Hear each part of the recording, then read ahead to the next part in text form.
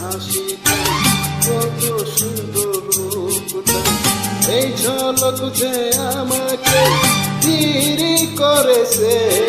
আমি কিভাবে বাঁচবো বলো, বাঁচার নাই যে রূপাই যে তোমার ওই হাসিতে আকাশের চাঁদ মুখ লুকাইলে আর করার কি আর, তোমার রূপের করুণ ঝলকে ওই আকাশ হচ্ছে হার মানে, আমি তোমার রূপেতে ফেসে গেছি, তাই সত্যি বাঁচার নাই তবে।